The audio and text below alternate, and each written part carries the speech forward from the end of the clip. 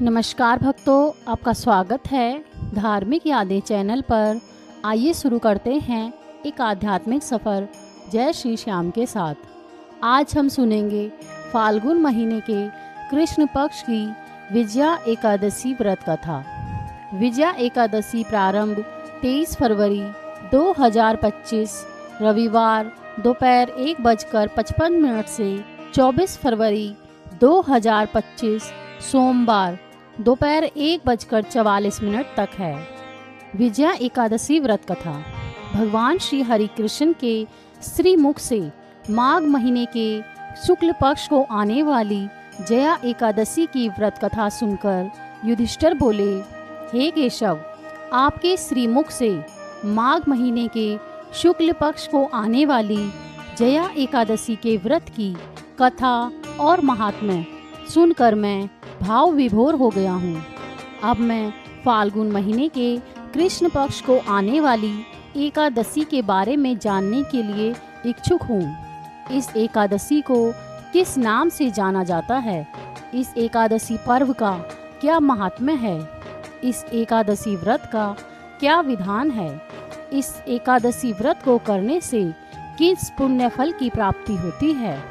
यह सब मुझे विस्तार पूर्वक बताने की कृपा करें।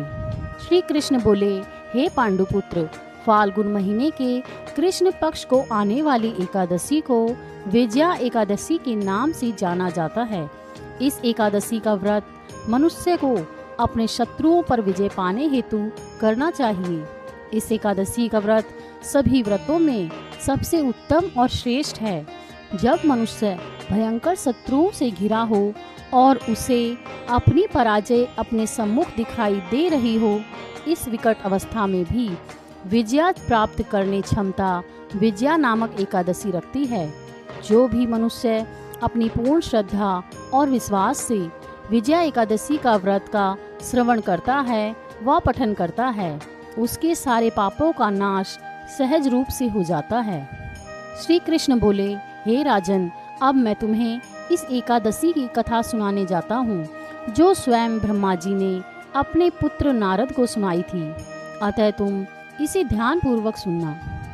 एक समय देव ऋषि नारद जी ब्रह्मलोक गए और परमपिता ब्रह्मा जी से कहने लगे, हे परमपिता, मैं आपसे आज फाल्गुन महीने के कृष्ण पक्ष को आने वाली एकादशी के महात्म्य को सुनना चाहता हूँ।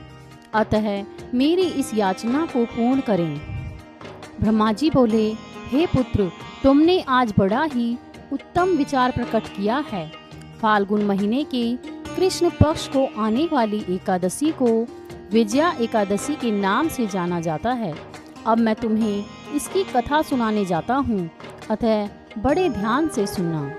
त्रेता युग में जब भगवान श्री विष्णु के सप्तम अवतार श्री रामचंद्र जी को 14 वर्ष का वनवास हुआ, तब वे माता सीता और भ्राता लक्ष्मण के साथ पंचवटी में निवास करने लगे।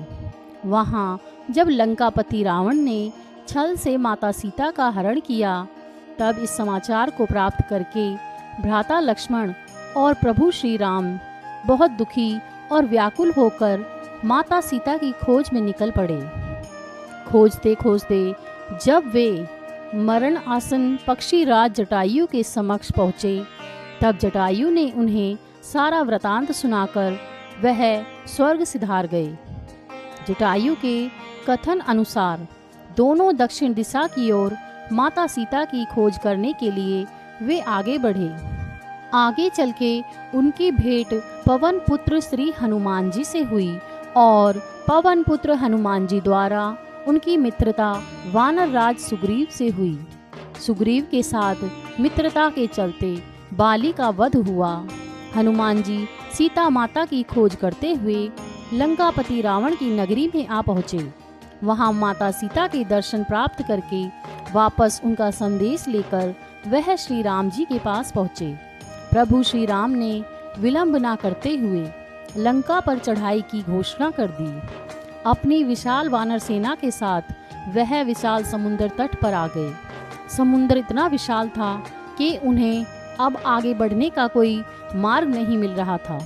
घोर चिंता में डूबे हुए प्रभु श्री राम ने जब लक्ष्मण जी से अपनी व्यथा कही तब लक्ष्मण जी ने कहा, हे प्रभु, आप तो सर्वव्यापी हैं, संसार में आपसे कोई बात छुपी नहीं, फिर भी आप मुझे अपना दास समझकर कृपया करते हुए मुझसे इस समस्या का समाधान पूछ रहे हैं। तो सुने, यहाँ से आधा योजन दूर कुमारी द्वीप में महर्षि वक्दालभ्य नामक ऋषि निवास करते हैं। वह परम तपस्वी और ज्ञानी हैं। उन्होंने अनेक ब्रह्म देखे हैं, अतः वह हमारी इस समस्या का समाधान जरूर करेंगे। लक्ष्मण जी की बात सुनकर प्रभु श्री राम जी बिना विलंब करे हुए ऋषि श्री वक्दालभ्य जी के आश्रम में आ पहुँचे। वहाँ उन्होंने ऋषि को सादर नमस्कार करते हुए उनके सम्मुख आसन लगाकर बैठ गए। तब ऋषि अपनी साधना में लीन थे। जब वह जागृत अवस्था में आए तब उनके सम्मुख प्रभु श्री राम को वह देखकर हर्षित हो उठे, किंतु प्रभु के मनुष्य अवतार की मर्यादा को जानकर उन्होंने प्रभु श्री राम से वहां आने का प्रयोजन पूछा।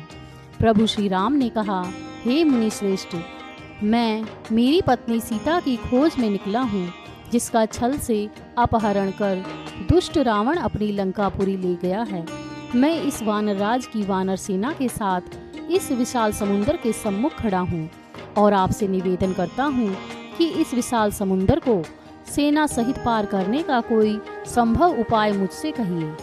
श्री रामचंद्र जी से सारा वृतांत सुनकर महर्षि बोले, हे राम, इस विशाल समुद्र को लांघना अत्यंत जटिल है, किंतु फाल्गुन महीने के कृष्ण पक्ष को आने वाली एकादशी व्रत के माध्यम से ये जटिल कार्य भी अति सरल रूप से संभव हो सकता है।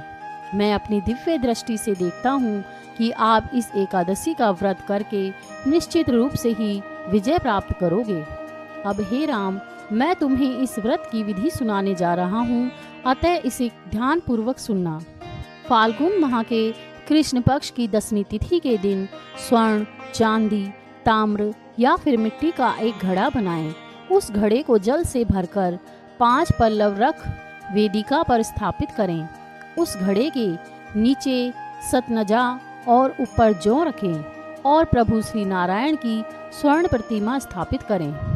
एकादशी तिथि के दिन सूर्य उदय से पूर्व उठकर स्वच्छ गंगा जल से स्नान करके बाकी नित्य क्रिया को पूर्ण करते हुए धूप, दीप, नैवेद्य, श्रीफल आदि भगवान का श्रद्धापूर्वक पूजन करें। उसके पश्चात उस घड़े के सम्मुख बैठकर भगवान श्री हरि का ध्यान करते हुए अपना दिन व्यतीत करें और रात्रि को भी उस घड़े के सम्मुख बैठकर भगवान श्री हरि का जयकारा लगाते हुए जागरण करें। अगले दिन द्वादशी तिथि के दिन अपने नित्य नियम से निर्वृत होकर उस घड़े को योग्य ब्राह्मण को दान कर दें। हे राम, अगर तुम भी इस व्रत का अनुष्ठान करके अपने सेनापतियों सहित करोगे तो निश्चित रूप से तुम्हारी विजय होगी। प्रभु श्री रामचंद्र जी ने मुनिश्रेष्ठ के कथन अनुसार इस व्रत का अनुष्ठान किया और रावण जैसे दुष्ट दैत्य पर अपनी विजय प्राप्त की। अब हे कुंती नंदन, जो भी मनुष्य इस व्रत को पूर्ण विधि विधान से मन में पूर्ण श्रद्धा रखते हुए करता है, उसे निश्चित रूप से दोनों लोकों पर विजय प्राप्त होती है। ब्रह्मा जी ने नारद जी से यह कहा कि जो भी मनुष्य इस व्रत का पठन या श्रवण करता है उसे वाजपेयी यज्ञ का फल प्राप्त होता है। श्री हरि विष्णु आपकी सभी मनोकामनाएं पूरी करें।